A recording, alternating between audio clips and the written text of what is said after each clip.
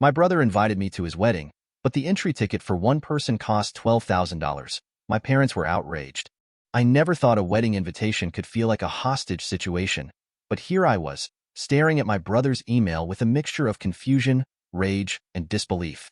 Dear Michael, we are thrilled to invite you to the wedding of Alex and Haley, a once-in-a-lifetime event taking place in Dubai.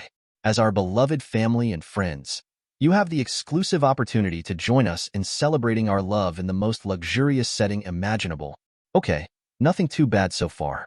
My older brother, Alex, had always been a bit extra. The guy never settled for anything less than the best, so I wasn't surprised he was getting married in Dubai. But then I kept reading. To ensure an unforgettable experience, we have created an all-inclusive wedding package for our guests. For just $12,000 per person, you will receive a 2-night stay at the Burj Al Arab Hotel, access to our private wedding yacht party, a 5-star dining experience at the wedding reception, exclusive entertainment and surprises throughout the event. Please note that guests are responsible for booking their own flights to Dubai. Due to the high-profile nature of this event, all attendees are required to sign an NDA, non-disclosure agreement, before arrival. We can't wait to celebrate with you. Please RSVP by the end of the month. With love, Alex and Hale. I reread the email at least 3 times, hoping I had misunderstood. Maybe this was a joke? Some kind of bizarre prank? But no, Alex was 100% serious. I picked up my phone and immediately called my younger sister, Emma. Did you get that insane wedding invitation? I asked the second she answered. Oh my God, yes, she practically yelled. What the actual hell, Mike? $12,000? Per person? And an NDA? Who the hell do they think they are? Beyoncé and Jay-Z? That was my thought exactly, I muttered. And we have to pay for our own flights. That's another $2,000 at least. Emma let out a frustrated groan. This is completely insane. I don't even have that kind of money. And even if I did, I wouldn't spend it on a wedding, right? I mean, what the hell kind of wedding requires an NDA? Are they planning to sacrifice a goat or something? Emma burst out laughing. I wouldn't put it past them. Haley has always been a control freak. But this is another level. Are Mom and Dad actually going? Emma sighed. Mom's trying to convince Dad. She says it's a once-in-a-lifetime opportunity, but Dad is pissed. He said if Alex wants a once-in-a-lifetime wedding, he should be paying for it himself. That sounded exactly like our father. He wasn't cheap, but he hated stupidity, and this was peak stupidity. As if on cue, my phone lit up with a call from Mom. I put Emma on hold and answered. Hey, Mom. Let me guess. You want to talk about the wedding? She hesitated. Well, yes. Honey, I know it's expensive, but this is your brother's big day. He really wants you there. And he wants me to go bankrupt for it. I shot back. Mom, this is ridiculous. I know. But Alex says he can't invite too many people, so that's why the package is exclusive. You'd be getting an incredible experience. For $12,000? I could have an incredible experience in my own damn city for way less. I cut in. And an NDA? Why? There was a pause. It's just to protect their privacy, sweetheart. You know how Haley is. She doesn't want anything leaked to social media. I rubbed my temples. Mom, I don't even post on social media. Well, I just think you should consider it. Your father and I are still discussing it, but I think it would mean a lot to Alex if we all went. I sighed. I'll think about it. That was a lie. There was no way in hell I was spending that kind of money on a wedding. The next morning, I checked the family group chat, expecting to see some drama, and I wasn't disappointed. My cousin Jake had sent a message saying, "Am I the only one who thinks this wedding is a straight-up scam?" That set off a firestorm. Relatives were arguing left and right. Aunt Karen said we should all be grateful for the opportunity. Uncle Rick called it a shakedown. Grandma just sent a confused, "Why do I need to sign an NDA? Is there nudity?" By noon, people were already dropping out.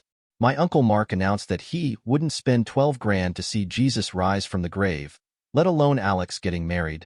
My sister Emma added, "We could all go on a European vacation together for less than this." Then Alex himself jumped in. "If you guys really cared about me, you'd be here. It's not just about the money. It's about being part of the most important day of my life. If you can't support me, just say so." Oh, here we go. The guilt trip. I finally typed a response. Alex, it's not that we don't want to be there. But $12,000 per person? Most of us don't have that kind of money lying around. And the NDA thing? It's weird. His reply came instantly. It's not weird. Celebrities do it all the time. And if you guys really think my wedding isn't worth it, then don't come. And just like that, the chat went silent. I knew the wedding drama wasn't over yet. Not even close.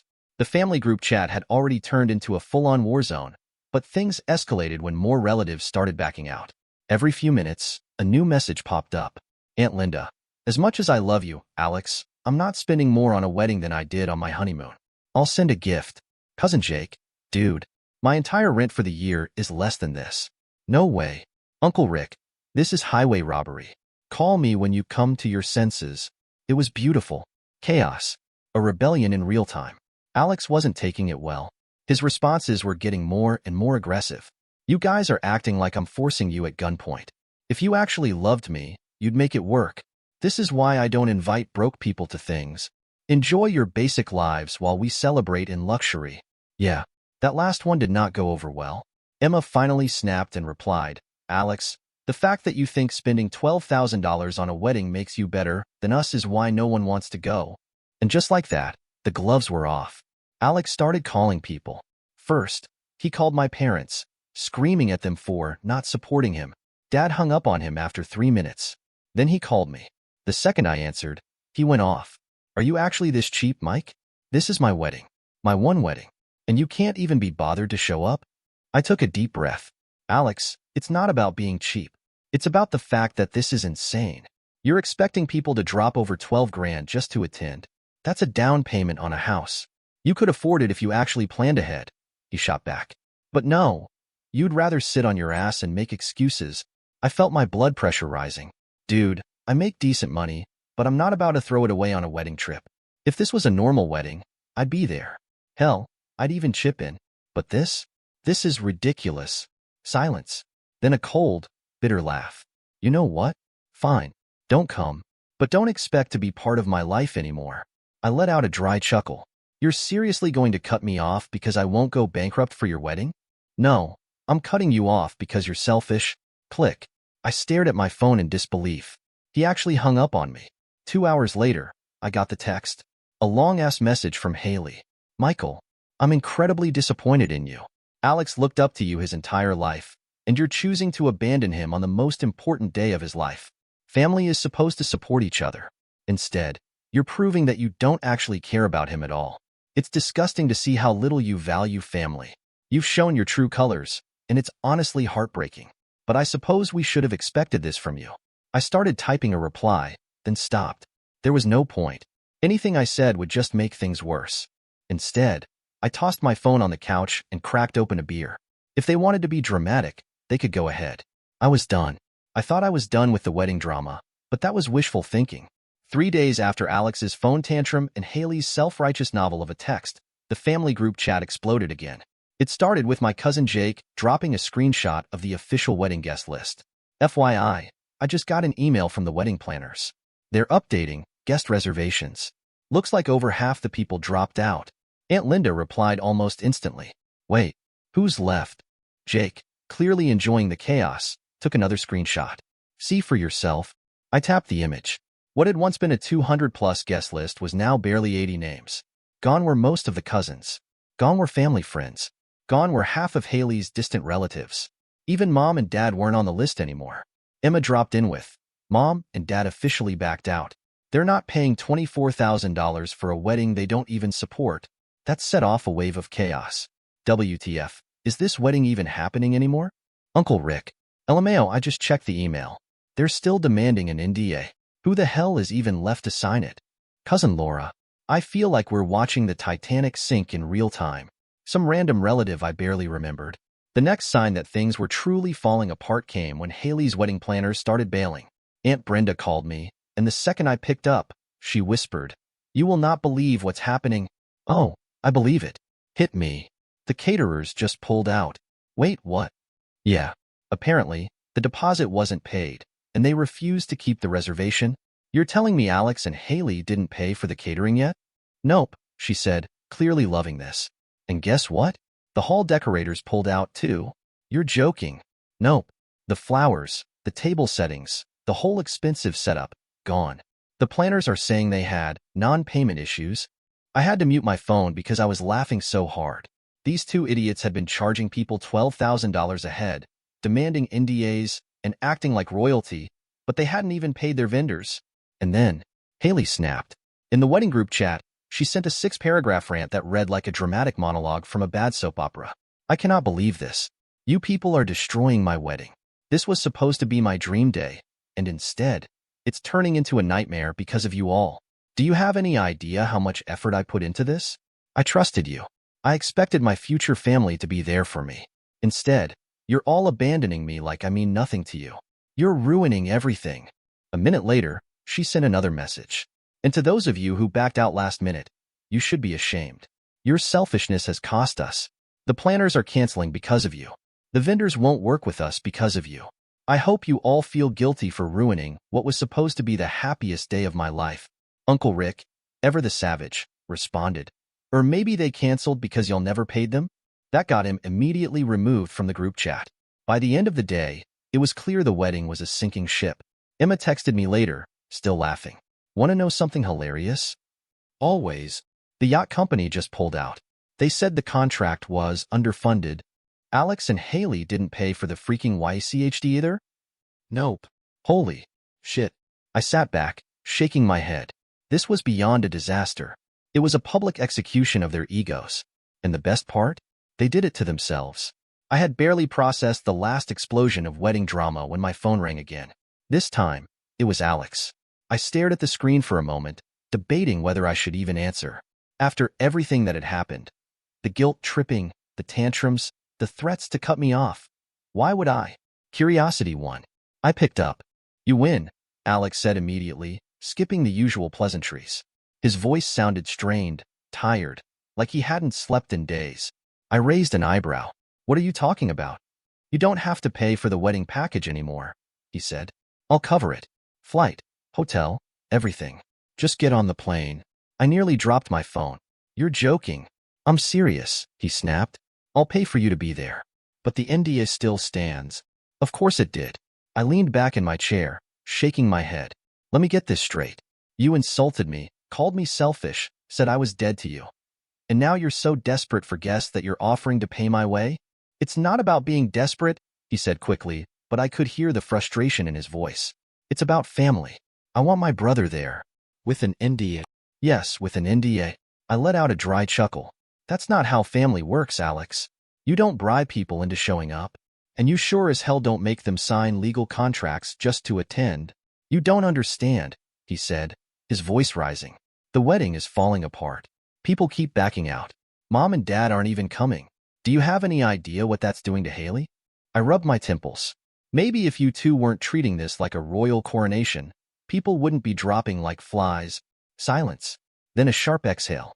I just need you there, Mike. And I just need you to understand that this whole thing is a disaster, I said. And I'm not getting involved. You're making a mistake, he said, his voice suddenly cold again. No, Alex. I think the mistake was planning a wedding you couldn't afford. I hung up. Within an hour, the group chat was on fire again. New update, Jake wrote. I just heard from Aunt Linda. The venue hasn't been fully paid for either. I nearly spit out my coffee. What? Emma responded. Yeah, apparently, they put down a partial deposit but haven't made the full payment. The hotel is threatening to pull the plug. I burst out laughing. All that talk about once-in-a-lifetime luxury, and they couldn't even afford the damn venue? A flood of messages followed. Uncle Rick, wait, so they were charging US $12,000 a head, but they didn't have the money for the wedding itself? Laura, this is actually insane. Do they even have a backup plan? Cousin Beth, I heard the wedding planners quit. Emma, can confirm. I just talked to Mom. Apparently, the planners pulled out because of unrealistic expectations and constant last-minute changes. Jake, translation. Haley was being a nightmare. Aunt Brenda, the wedding is crumbling. This is like watching a live-action train wreck. The situation got worse by the hour. More guests backed out. The floral company bailed. The caterers completely ghosted them. Then, the biggest bombshell dropped. Emma called me, practically breathless with excitement. Holy shit, are you sitting down? I'm lying down, actually. Should I sit? Yes. I sat up. Okay. Spill. The hotel just canceled the contract. The wedding is officially without a venue. I nearly fell off my chair. What? You heard me. They sent out a formal statement saying, due to non-payment and lack of finalized guest reservations, the event will not proceed as scheduled. I rubbed my face, trying to process what I was hearing. Jesus Christ. So what happens now? Emma snorted. I don't know, but I'm about to grab some popcorn because this shit is about to go nuclear. She wasn't wrong. Less than an hour later, Haley lost her mind. The group chat lit up with an all-caps breakdown. This is unacceptable. How dare they cancel my wedding? This is my dream. They can't do this to me. A second later, another message. This is all your fault. If you selfish people had just come to the wedding, none of this would be happening. Then Alex jumped in. Can everyone stop bitching and help fix this? We need a new venue ASAP. Uncle Rick responded instantly. You mean, you need a new venue? The rest of us are just here for the drama. I cackled so hard I nearly choked. That was it. That was the moment I knew this wedding was completely, irreversibly doomed. They had spent months demanding money, signing NDAs, and treating their guests like peasants. And now? Now, they didn't even have a wedding to go to. I didn't expect things to escalate any further. At this point, the wedding was practically dead. The venue was gone. The vendors had abandoned ship. More than half the guests had backed out, and Alex and Haley were scrambling, trying to hold it all together with duct tape and delusion. Then came the ultimatum. I found out about it from Emma, who called me first thing in the morning. Her voice a mix of disbelief and barely contained excitement. You're not gonna believe this, she said. At this point, I'll believe anything, I muttered, still half asleep. Haley gave Alex a choice, she said. Either he cuts off our entire family, or she's canceling the wedding. I sat up so fast I nearly pulled something. Wait, what? You heard me, she said, laughing. Full on, it's me or them moment. She wants him to go no contact with all of us. That's insane. Oh, and she's blaming mom and dad for turning him against her. Apparently, they're toxic influences who never respected her vision. I covered my face with my hands. Jesus Christ. And get this, Emma continued. She told him he had until midnight to decide. Like she's some kind of evil queen giving an execution order. I stared at the ceiling. So, what do you think he's gonna do? No clue, Emma admitted. But if he's stupid enough to go through with it, I think it's safe to say he's officially lost his mind. The countdown had begun. By late afternoon, the group chat was completely silent, a first in weeks. No updates, no panicked messages from Alex, no unhinged rants from Haley. Just nothing. That alone told me something was happening behind the scenes. Then, at 9:42 p.m., my phone rang. It was Alex. I hesitated before answering. Yeah. Silence. Then a deep, shaky breath. I called it off. I sat up straighter. The wedding? The whole thing, he muttered. It's over. We're done. I didn't say anything for a second. I just let that sink in. Are you okay? I finally asked. A bitter laugh. I don't even know, man. He let out another shaky breath. She lost her mind. The second I told her I wasn't cutting off my entire family, she freaked out. How bad? Bad, he admitted. She started screaming about how I'd ruined her life.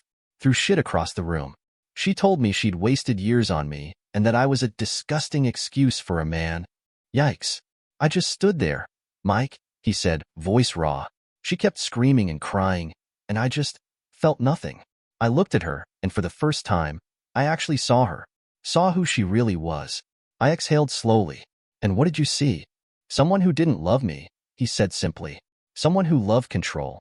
Loved the idea of me. But not me. There it was. The epiphany. She told me I was throwing away the best thing that ever happened to me, he added. And you know what I said? What? I told her she was right. I let out a short laugh. Holy shit. Yeah. He sounded exhausted. I packed my bags. Walked out. Blocked her number. And now I'm sitting in a shitty airport or trying to figure out what the hell to do next. I rubbed my forehead. You coming home? Maybe, he said. I dunno. I just need to think. I wanted to say something reassuring, but what the hell do you say to someone who just nuked his entire future in one night? Well, for what it's worth, I said after a moment, I think you made the right call. Yeah, he muttered. I think so too. I stayed on the phone with him for a while longer, letting him talk, letting him vent. He needed it. Then, right as we were about to hang up, Emma's name popped up on my screen. I answered. Hey, I just got off the phone with. Oh my God. Have you seen Twitter? I blinked. What? Haley's posting about him. I opened Twitter, and there it was. A long, melodramatic post that started with, "I just want to tell my truth." I groaned. Oh, here we go. The thread was unhinged. Haley claimed Alex had been manipulated by his toxic family, that he'd been pressured into leaving a loving, supportive relationship. She even threw in "I was emotionally abused for years and never realized it." Jesus Christ, I muttered, scrolling through. It got worse. She started posting screenshots of their private messages, selectively edited, of course, to make it look like he had been gaslighting her all along. Then came the GoFundMe. Emma nearly screamed through the phone. She's literally asking people to donate to her healing journey. I clicked the link. Sure enough, there was a GoFundMe page titled, "Help Me Recover from Emotional Trauma." She was asking for $50,000. I burst out laughing. I have to give her credit. The grift is strong. Oh, it gets better, Emma said. Look at the comments. I scrolled down. Most people were ripping her apart. Girl, weren't you literally demanding people pay $12,000 just to attend your wedding? Wasn't your fiancé's family toxic 5 minutes ago? Now you want their money? This is a literal scam. Maybe sell that engagement ring, bestie. I sighed. She's never gonna let this go, is she? Absolutely not, Emma said. But honestly, I think this is the funniest thing that's ever happened to our family. For the first time in weeks, I actually relaxed. Yeah, it kinda is. The wedding was dead. The engagement was over. And Haley? Haley was publicly self-destructing in real time. I smiled to myself, cracked open a beer, and watched the disaster unfold. Alex came home 2 weeks after he called off the wedding. I half expected him to show up looking like a wreck, unkempt, defeated, maybe even second-guessing himself. Instead, when I opened my door and saw him standing there, duffel bag slung over his shoulder, he just looked relieved. "Welcome back," I said.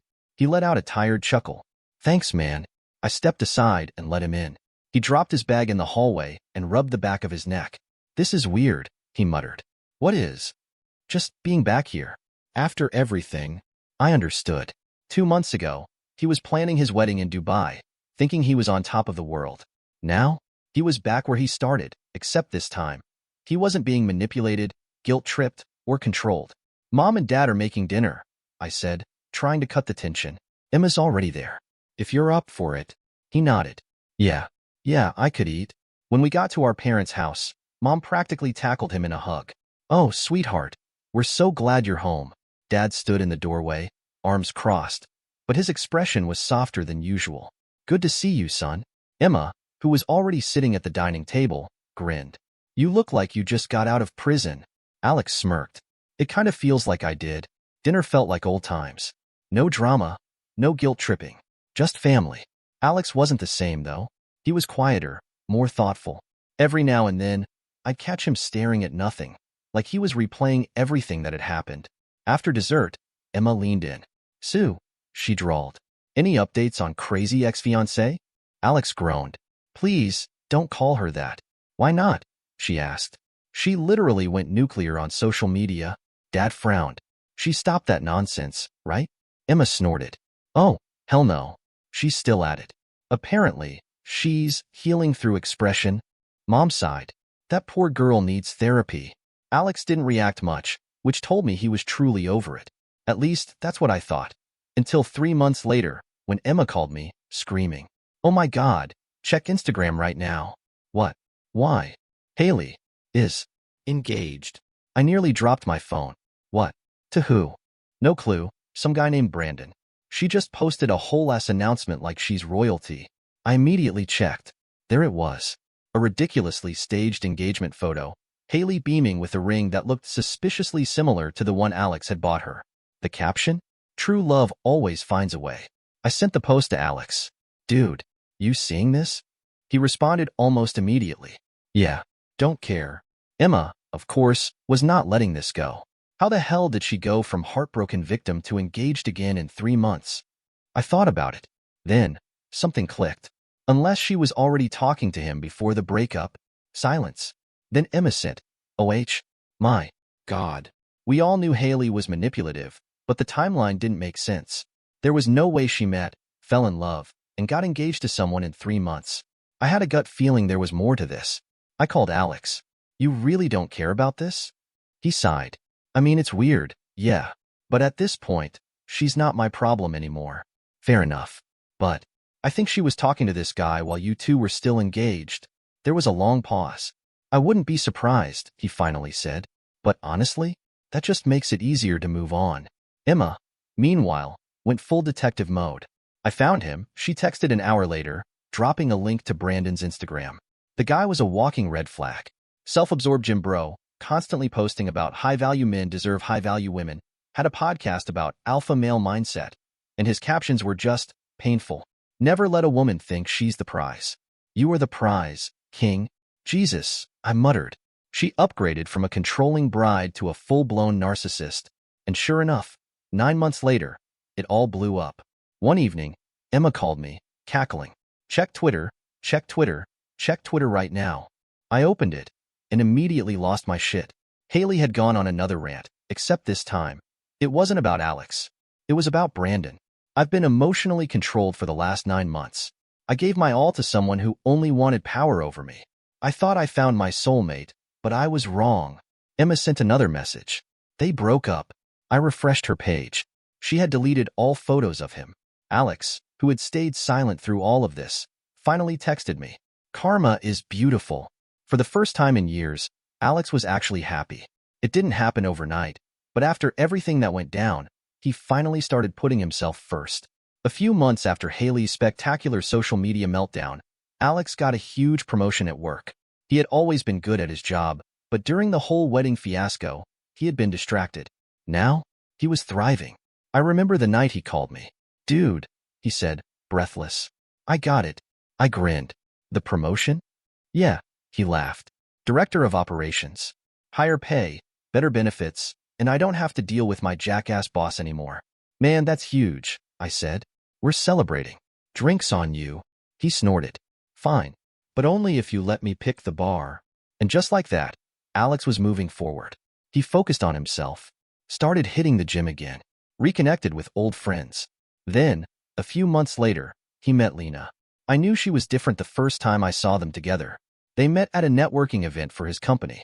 She was a marketing consultant, effortlessly charming and sharp as hell. Unlike Haley, who always demanded attention, Lena had a calm confidence that made people gravitate toward her. One night, Alex invited a few of us out for drinks. Emma and I showed up first, and when they walked in, I could tell he was smitten. Lena shook my hand firmly. So you're the infamous Michael. I smirked. Infamous? She chuckled. Alex told me you're the one who made him realize how ridiculous his ex was. That's me, I said. The family's unofficial wedding disaster analyst. She laughed, and I noticed how relaxed Alex was around her. No tension, no forced smiles. Just genuine happiness. Later that night, while Lena was chatting with Emma, I nudged Alex. She's great, man, I said. He smiled. Yeah, she really is. Meanwhile, on the Haley front, things were going downhill fast. Her social media popularity was tanking. After her very public breakup with Brandon, people stopped seeing her as a luxury lifestyle influencer and started seeing her for what she really was, a manipulative train wreck. Brands that used to send her free products stopped working with her. A few even publicly distanced themselves, saying they did not align with certain behaviors. Even worse, her parents were drowning in wedding debt. Remember how they tried to book the luxury Dubai wedding before finalizing payments? Turns out, a lot of that debt ended up on her family's credit cards. Emma, of course, found out before anyone else. You are not going to believe this, she texted one night. I called immediately. Okay, tell me. Haley's parents had to remortgage their house. I nearly choked. What? Yup, she said gleefully. Apparently, they took out a huge loan for the wedding, thinking they'd recover the money from guest payments. But when everyone bailed, they were left with massive unpaid balances. I sat back, stunned. That's honestly hilarious. Emma snickered. It gets better. Haley tried launching some self-growth coaching program, but no one signed up. She literally cannot rebrand herself after all the damage she's done. Wow, I muttered. Karma is doing a full tap dance on her life. But the absolute peak moment happened a few weeks later. Alex got a text from Haley. After everything, after the failed wedding, after the public meltdown, after jumping into a new engagement and failing again, she actually had the audacity to reach out. He showed me the message. Haley, hey, I know it's been a while, but I've been doing a lot of thinking. I miss you. I think we should talk. I blinked at the screen. Is she serious? Alex rolled his eyes. I'm not responding. Good, I said. She's probably trying to get something out of you. Oh, I know she is, he said. But I've moved on. And I'm never going back. And just like that, Alex had one.